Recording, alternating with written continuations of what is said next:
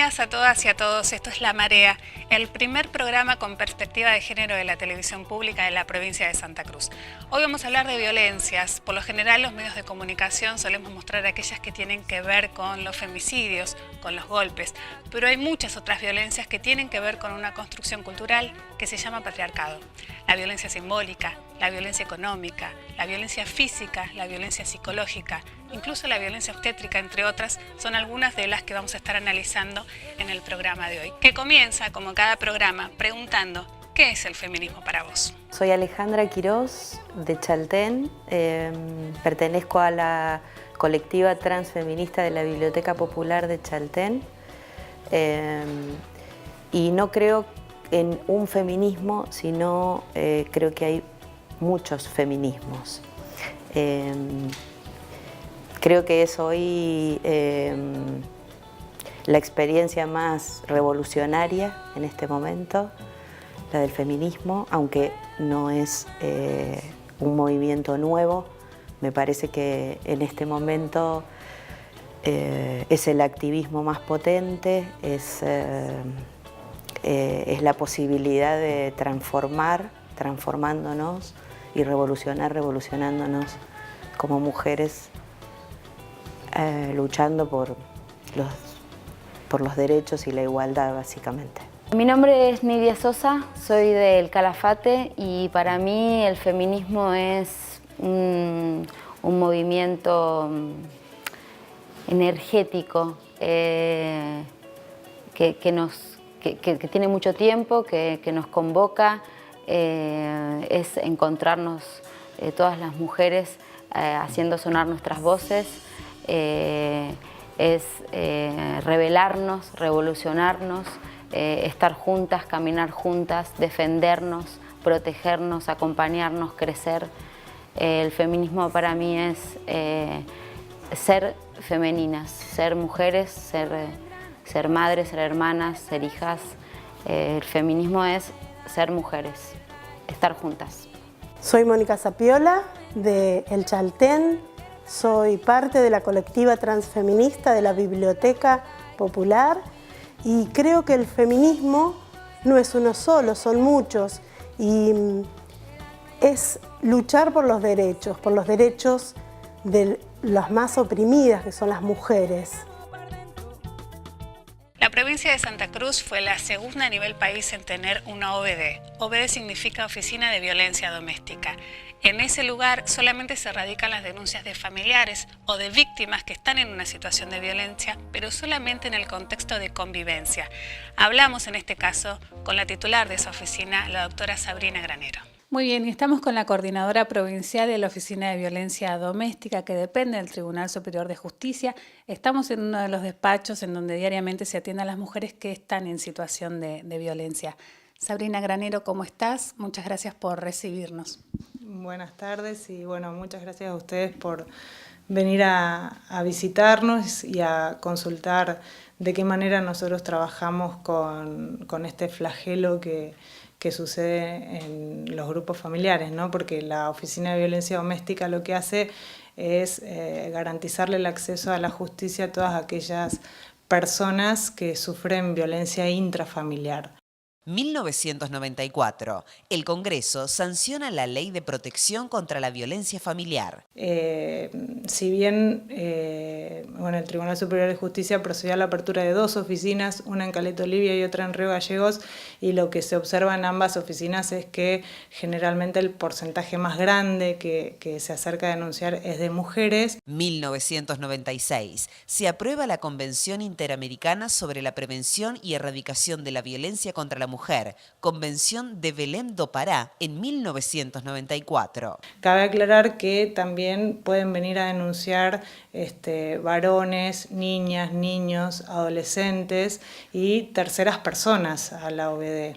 La denuncia para todos ellos es de manera voluntaria, pero bueno, hay un acceso amplio para que puedan venir a realizar el trámite.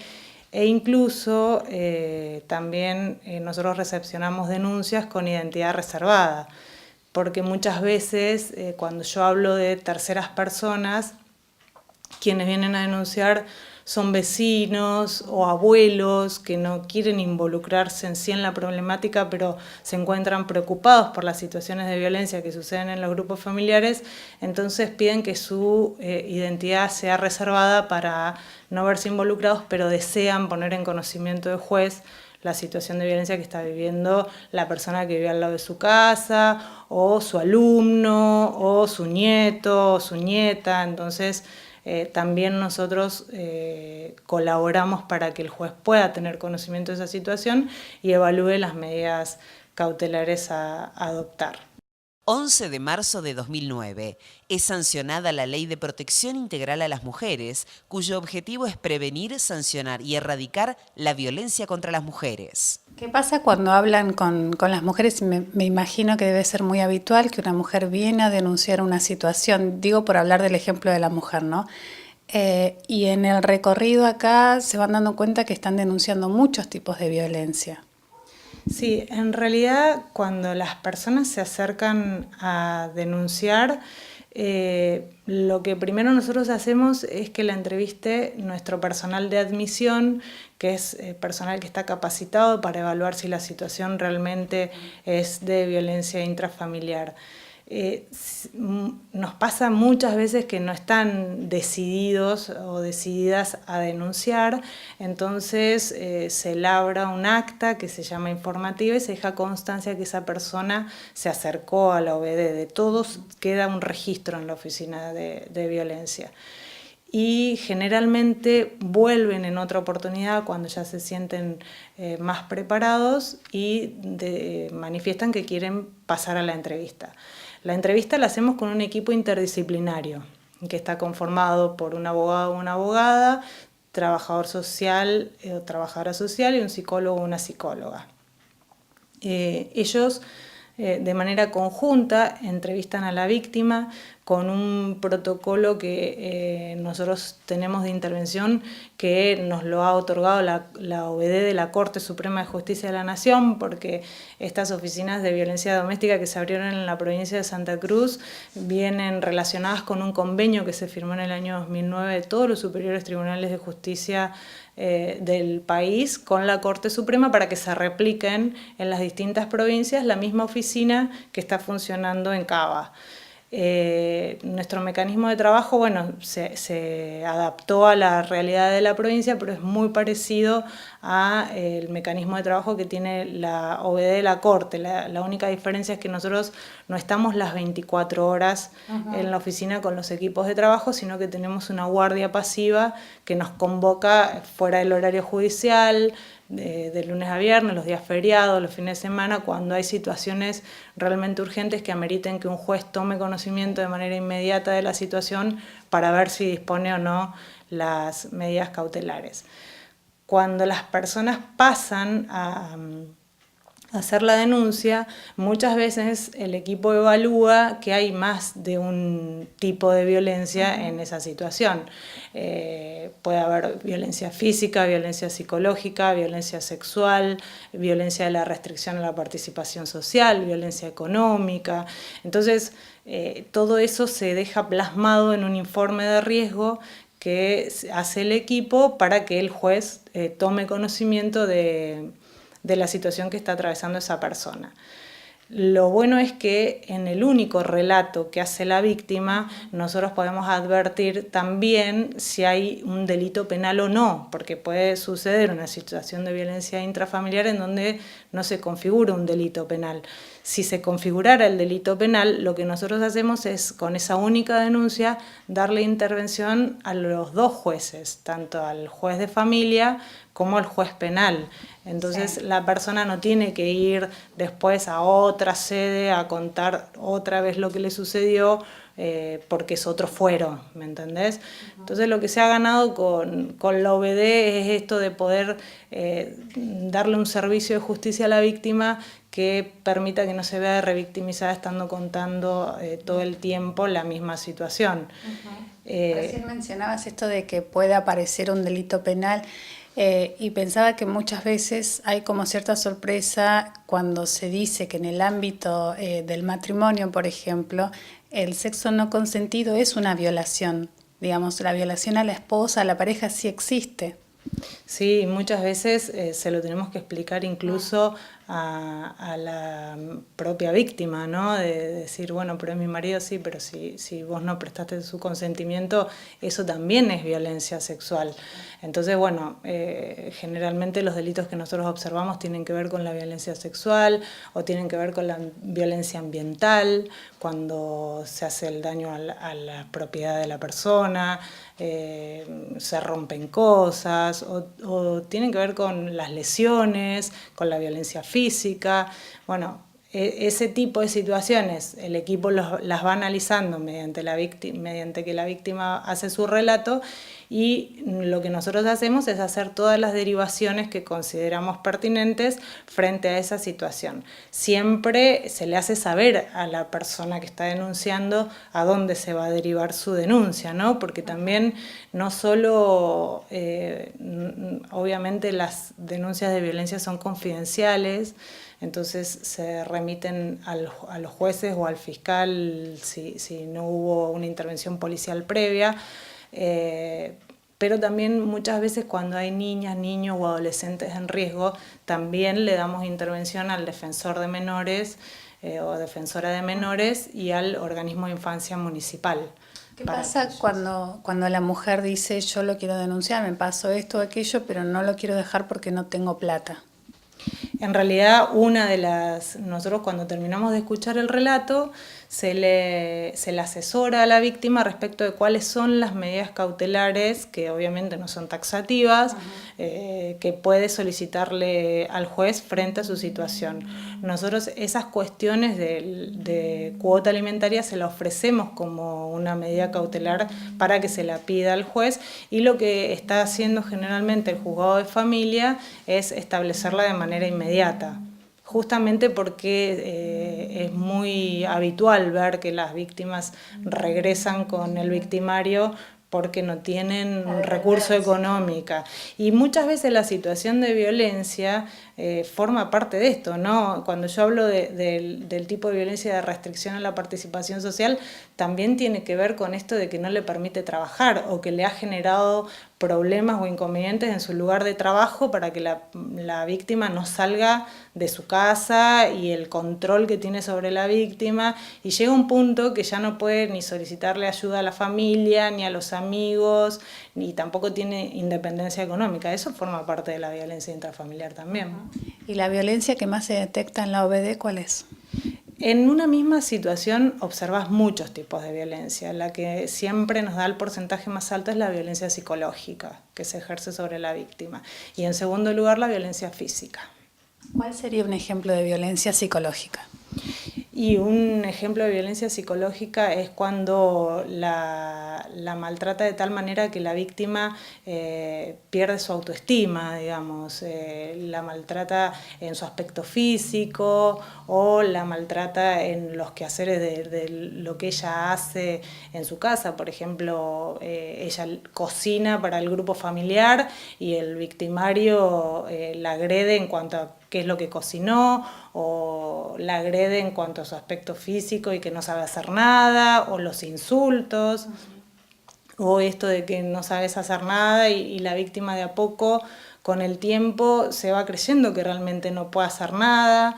Y lo que nosotros le ofrecemos también muchas veces a la víctima es la asistencia psicológica, esto de que ella pueda tener un lugar en donde referenciarse y poder empezar a elaborar y a trabajar su autoestima, y que ella puede y que salga adelante. Y en ese sentido nosotros lo que hacemos son derivaciones a la Subsecretaría de las Mujeres o al Centro de Asistencia a la Víctima del Poder Judicial. Ahí hay psicólogas que tratan a la víctima y la fortalecen para que puedan, incluso para continuar con el proceso que se inicia con la denuncia de violencia acá en la OBD, ¿no es cierto?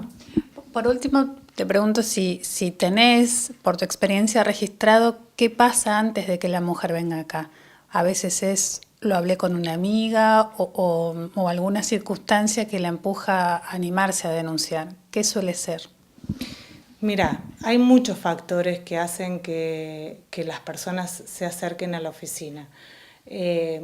Lo que nosotros estamos viendo es que generalmente vienen cuando agreden a los hijos, cuando ya pasa de la agresión a ella y comienzan a agredir a los hijos. Ese puede ser uno de los factores. Otro de los factores puede ser que se asustan, o sea, ya llegó a un nivel la situación de violencia que la víctima ya realmente está amedrentada y necesita pedir ayuda. Por casos de infidelidad también se acercan acá y vos ahí te das cuenta que a veces ellas no registran la situación de violencia en la que están involucradas y lo que más les duele es lo otro, y uno trata acá de hacerle ver esa situación y también con el acompañamiento posterior, porque nosotros siempre decimos que con la denuncia de violencia sola no alcanza en este tipo de conflictiva, ¿sí?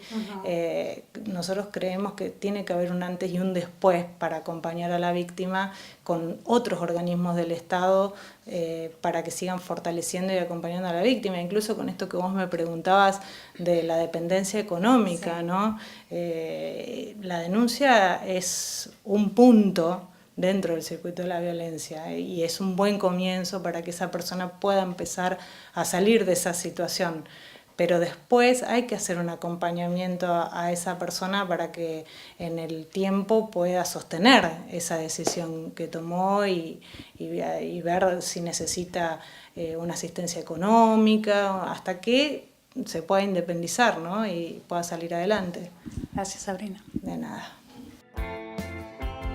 Si hablamos de violencia simbólica, uno de los ejemplos más claros que tenemos en la provincia de Santa Cruz está vinculado a una causa que se abrió hace 2 años en el Juzgado de Familia número 1 para erradicar los concursos de belleza en el ámbito de la Municipalidad de Río Gallegos.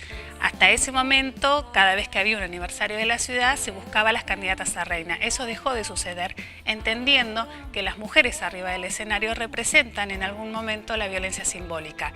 Es ese estereotipo que también está en los colegios en este momento y por eso se discute, al que muchas chicas no pueden llegar. La forma en que es elegida una chica como reina tiene que cumplir con ciertos patrones, con ciertos estereotipos que la mayoría de las mujeres en la Argentina no tenemos.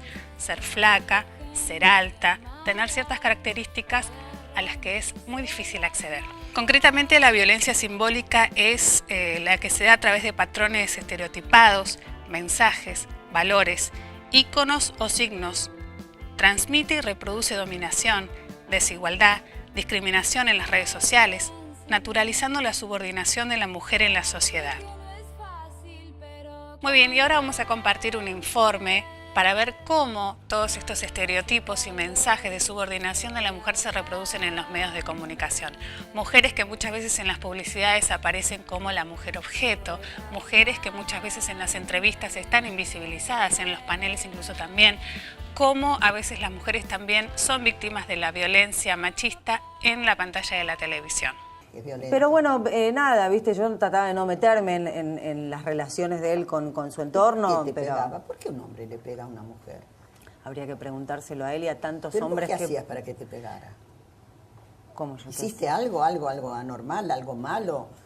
No, lo que pasa es que el tema es que nadie tiene el derecho a levantarte la mano. Ya sé. Pero el motivo por el cual te levantaba la mano. Los motivos. No, cualquiera. Desde tocar la llanta del auto con el cordón. Está mal hecha mi pregunta. ¿Qué motivaba que ese hombre tenía que... ¿Qué le disparaba a él? Porque la verdad que es un enfermo. No, tu pollera corta, por ejemplo, tu escote, porque viste que a algunos le pasa por ahí. No, a él particularmente a él le pasa por cualquier lado. Estabas vestida de una manera sexy, o sea que podías atraer más, estabas vestida con pantalones, ¿cómo está? Ya aclaro una y mil veces. No es que justifique que si estabas con una minifalda y unos tacos de 20, justifique ningún tipo de acoso, estás en todo tu derecho de ir vestida como querés, que está claro. Pero lo que queremos empezar a investigar es saber si también un poco no se está generando un poco más si vas de noche vestida muy sexy, si conviene hacerlo, no conviene hacerlo. Sería útil saberlo, más allá de la justicia o no en el acto. Sí, yo entiendo la pregunta, en las redes también mucho ese comentario.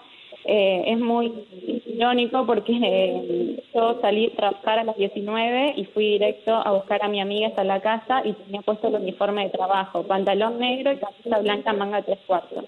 O sea que nada sexy, se fueron con vos, te tocó a vos porque te tocó a vos, no era que estabas provocativa. Es que me parece que el hombre que comete este tipo de abusos, Nico, toca a una mujer, sea cual sea el estado, digo, pero el problema lo tiene él, no la mujer según la ropa. Es verdad, puede ser.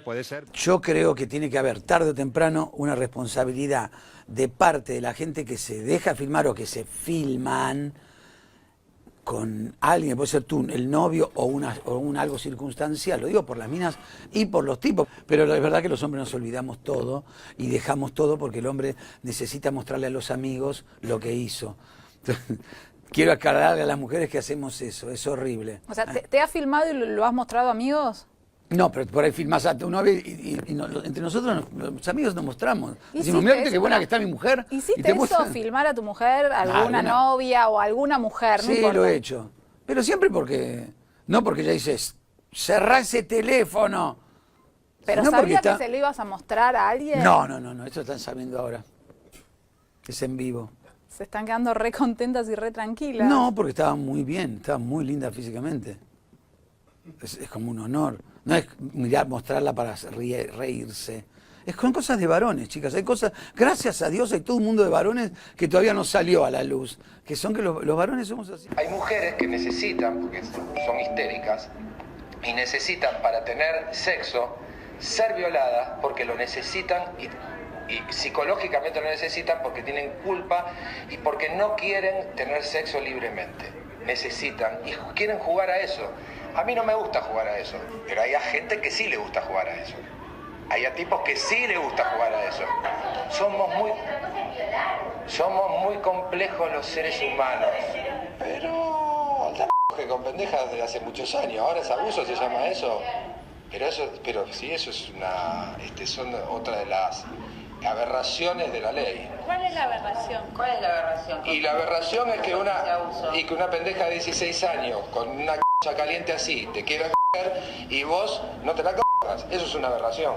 Cacho, hablando de cuidarse con lo que uno dice, la semana pasada Facundo Arana habló de la realización de una mujer, refiriéndose a Isabel Macedo, que se realizaba cuando era madre, obviamente haciendo referencia al embarazo, fueron pareja mucho tiempo. ¿A vos qué te pareció que todas las mujeres, o que por lo menos una actriz en particular, como fue Muriel Santana, atacó a Facundo Arana, y le dijo de todo, y Facundo tuvo que salir a pedir disculpas por esta frase? Mira, yo pienso que todas las mujeres pueden hacer de su cuerpo lo que quieran, como quieran, de la mejor manera, de la peor manera. Andás a ver qué piensa la mujer, no es la mujer. Andás a ver qué piensan las mujeres. Hace años que los poetas, desde antes de Cristo y después de Cristo, queremos saber qué tienen en la cabeza y nunca lo supimos. Entonces, las que tengan en la cabeza, que hagan lo que quieran, muchachos, relájense. Si la violación es inevitable, relájate y goza. Bueno. Acaba de tirar una... Sí, No, poco es un poco fuerte, ¿no? Eso es fuerte, Cacho. Es un refrán viejo ese. Sí. Aplicable a muchas cosas. No solamente al hecho de la violación. No, no, estamos de acuerdo ahí. Eso desde ya, yo te conozco, Cacho, ya sé en qué concepto lo está diciendo, porque ahora te van a sacar de contexto. Sí, mira lo que dijo, es un violador. Claro, no, lo que quiero decir es que yo trato de ponerle un poco de humor a todo lo que es tan complicado. Si vamos a hablar en serio y nos vamos a enroscar con que la sociedad, con que los chicos no estudian de la manera, para mí tendría que volver la colimba, cosa que a los 18 años los pibes los metan en la colimba y estén un poco más prolijos en su cabeza. Eso sí, viste, hay cosas que las podemos hablar en serio, otras que las podemos tomar un poco. Pero él hizo la colimba. ¿Cómo? Sin joder a nadie. ¿Él hizo la colimba? Preguntáselo. Pregúntale. ¿Vos hiciste la colimba, Cacho? No hice la colimba, no. Y lo querés mandar a todos a la colimba y vos no la hiciste. En nuestro país hay una ley que garantiza el parto humanizado para evitar la violencia obstétrica. Es otra de las formas de violencia que se ejercen hacia la mujer, tal vez una de las más invisibilizadas, probablemente por falta de información, entre otras cosas. La infantilización en el trato hacia la mujer, las cesáreas innecesarias, los medicamentos innecesarios, no permitir los términos que la mujer elige para tener su hijo o su hija son parte de la violencia obstétrica que hay. Y existe una agrupación feminista en nuestro país que se llama Las Casildas, que además de tener un observatorio para medir la violencia obstétrica, también hace cortos con testimonios como este. Desde el principio de mi embarazo nunca supieron mi nombre, yo simplemente era una historia clínica más. Parece ser que tuve la mala suerte de ponerme de parto activo a la madrugada y no es un horario muy amigable para los médicos. Era mamita, nena. Llegué por un control, por una leve hemorragia que tuve y me dijeron que me iban a dejar en observaciones. La clínica decidió que solo podía esperarme por reglamentación hasta la semana 41. Voy a la guardia donde estaba mi obstetra y había cálculos en mi vesícula. Me dieron buscapina, con eso estaba bien, pero ellos decidieron que mi bebé tenía que nacer igual.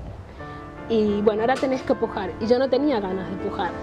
Y me querían hacer pujar en ese momento, me decían que lo estaba haciendo mal, yo quería gritar, no me dejaban gritar. Yo me quería levantar y no me dejaban, y en lo posible tampoco tenía que levantar mucho la voz o gritar.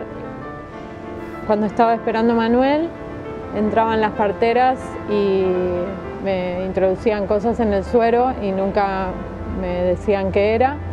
Y yo les preguntaba y me sobraban y me trataban soberbiamente. En el último tacto se dieron cuenta que Jonás estaba de cara y por lo tanto me tenían que hacer una cesárea sí o sí. Entró el médico y al ver que yo no estaba dispuesta a una cesárea, me amenazó diciendo que él ya estaba ahí, que si no hacíamos la cesárea en ese momento, él no se iba a hacer cargo de lo que pasaba, así que no me dieron opción. Y el momento crítico llegó cuando lo sacaron a Jonás y se lo llevaron a neonatología sin ponerlo sobre mi pecho, sin dejármelo ver, sin dejar ir a mi compañero con él. Cuando pregunté qué seguía después de 40 minutos de practicar la peridural, me dijeron, bueno, ahora te vamos a dar un trapito, te lo vas a poner entre los dientes, vas a apretar fuerte y te vas a aguantar el dolor. A mi hija me la arrancaron de la panza porque la sentí. Se la llevaron, pedí de verla, pedí de ponerla a mi pecho, no me la mostraron, no me la dejaron oler, no dejaron que le diera un beso, no dejaron que le viera su cara. Mi hijo nació bajo el efecto de la anestesia total, nació dormido en el momento donde más despierto tenía que estar. Estaba anestesiada, tirada en un pasillo sin poder moverme, muerta de frío y nadie que me respondiera si mi hija siquiera estaba viva. Yo ni siquiera sabía si mi hija estaba viva.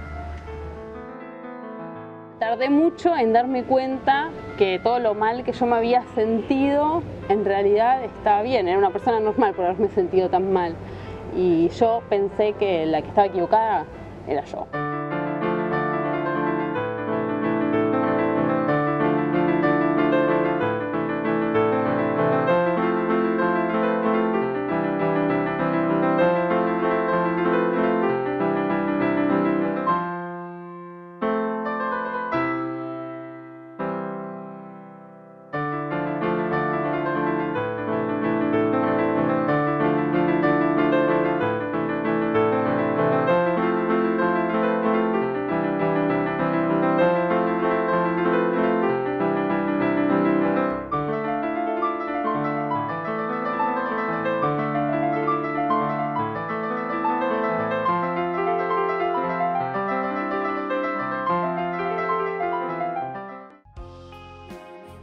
Para prevenir y erradicar la violencia hacia las mujeres es muy importante lo que pasa adentro de los colegios y esto tiene que ver con la educación sexual integral.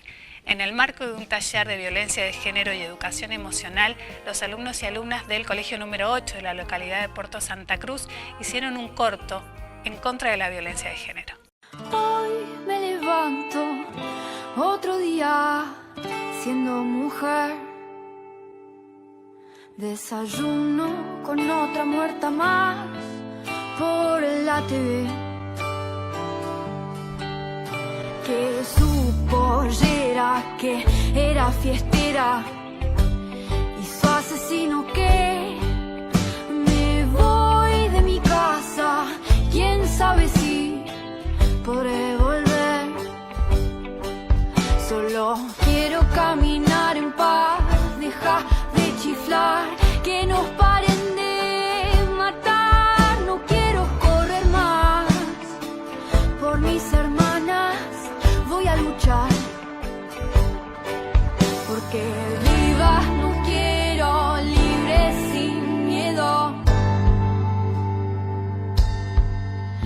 Así vivas no quiero, libre sin miedo de ser lo que quiera ser. Voy a vestirme como quiera, con jean o con pollera, y voy a luchar por el aborto legal para que mis auroras no mueran más en manos de este sistema que nos condena. Y vamos a gritar el nombre de las que ya no están. Vivas no quiero, libres sin miedo. Vivas no quiero, libres sin miedo de ser lo que quiera ser.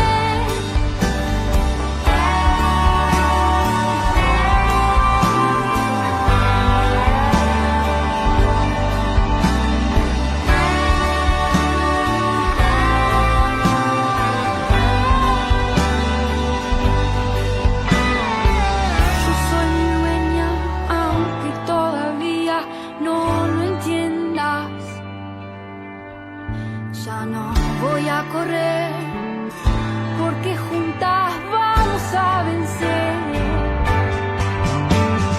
Vivas no quiero, libres sin miedo.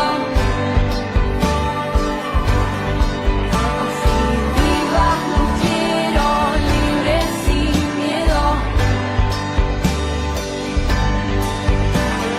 Vivas no quiero, libres sin miedo. Vivas no quiero, libres sin miedo. Vivas no quiero, libres sin miedo. Vivas no quiero, libres sin miedo. Vivas no quiero, libres sin miedo. Vivas no quiero, libres sin miedo.